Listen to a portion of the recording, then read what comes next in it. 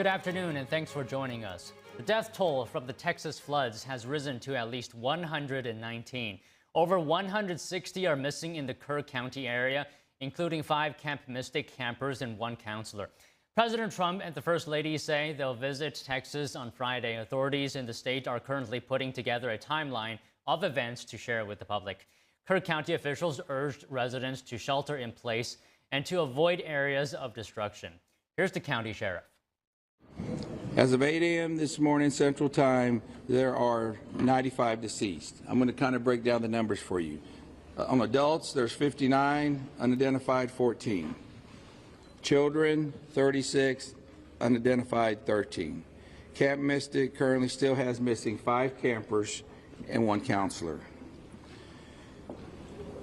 Officials report there are 161 missing people in Kerr County area. Community members are asked not to conduct debris management of their property until directed by law enforcement. Heavy rains on early Friday caused the Guadalupe River to rapidly rise. Emergency notifications were sent around 1 a.m. The flood burst riverbanks, leaving behind damaged piles of debris, trees, and cars. It's extremely treacherous, time-consuming, it's dirty work, the water's still there. So we're having to go layer by layer, peeling these off to make those recoveries. Reporters asked for specific details during the early hours of the Weather Service's warning, as well as who was in charge of emergency management. And we're in the process of trying to put a timeline. You know, that's going to take a little bit of time. As I've told you several times, that is not my priority this time. There's 3 priorities. That's locating the people out there, identifying and notifying the next of kin. That is what I'm taking as my job as sheriff here to do. Some of the victims were spending their summer at Camp Mystic, a Christian summer camp for girls near the river's banks. The camp said they are mourning the loss of 27 campers and counselors. On Monday night, Kerrville Public Utility Board said it restored power to its remaining 3 largest outages in the West Kerr area. One survivor recounts his experience. We got 8 different alerts. The first one came at 1 o'clock in the morning. The second one came at 3 o'clock in the morning, and the rest, to be honest with you, I counted to see, but the rest, we were in the attic trying to survive at that point. The governor said they will continue search and rescue efforts. To report missing people or provide more information on the flood, people may call 830-258-1111. David Lamb, NTD News. In the aftermath of the devastating Texas floods, families are dealing with heartbreaking loss. We hear from some of them as the search continues for missing loved ones. Behind the numbers of dead and missing in the Texas floods are real people and their families dealing with loss. Macedonio Olvera traveled from Oklahoma to Hunt, Texas after learning of his father's death. Olvera says the floodwaters rose so quickly that his father Jose, who worked and lived on the ranch property, had no time to escape.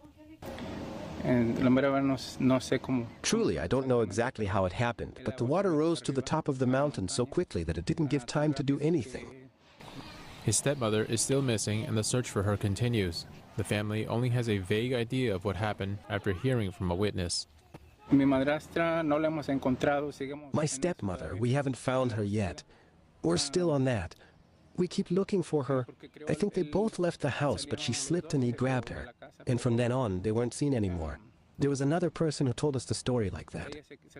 Another family from Mexico have asked for support from Mexican authorities to find their loved ones. The Guadalupe River overflowed and dragged them away. This is what happened.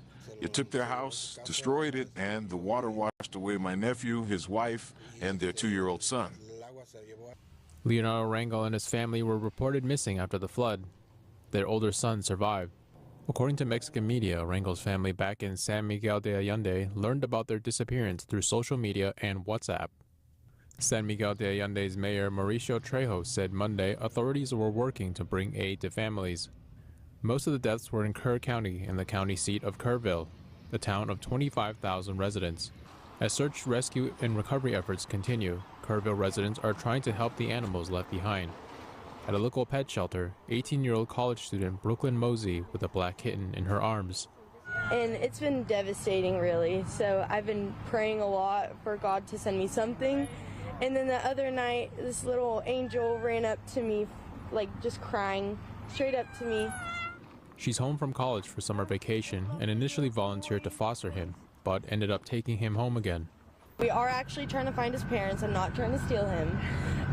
But I do get to foster him now, and I have other cats at home who are loving cats who can make him feel comfortable as well. But he found the most loving home he could have, so I'm glad he did. Kerr County Animal Services employee Mike Wong has been helping animals in the region for 8 years. For him, this moment is unlike anything he's ever seen before.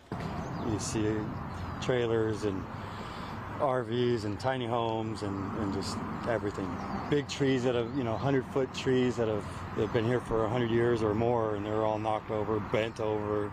Satellite images released on Tuesday show parts of central Texas and the Guadalupe River before and after deadly floods swept the region.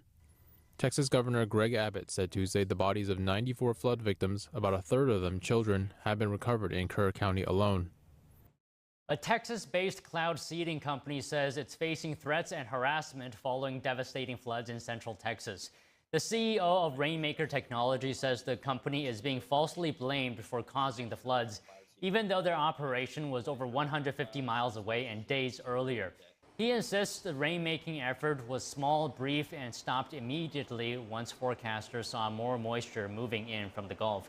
Rainmaker has paused all operations in Texas while offering support to flood victims. Torrential rains triggered flash floods in New Mexico that killed at least 3 people, including 2 young children. In the resort village of Ruidoso, dozens were trapped in homes and vehicles. Here are the details. There's a car.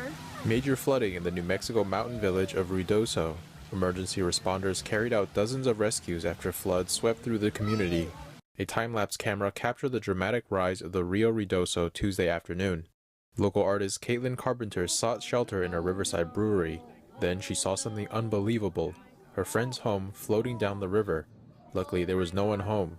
Carpenter said her friend doesn't stay there during flood season. Carpenter herself lost her art studio to flooding last year. As night fell, crews combed through debris for the missing and cleared roads choked with mud and stranded vehicles. 3 shelters have opened in Ruidoso for people who could not return home. Matt DeMaria, a meteorologist with the National Weather Service in Albuquerque, said one of the reasons the floods were so bad was because storms dumped rain on land that was badly burned by wildfires last year. Burn scars from the 2024 South Fork and salt fires prevented the soil from absorbing the rain, sending a rush of water downhill. Early measurements show the Rio Ruidoso crested at over 20 feet. If confirmed, that would be a record high. More on trade. Trump yesterday announced there will be a 50% tariff on imported copper. The aim is to boost U.S. production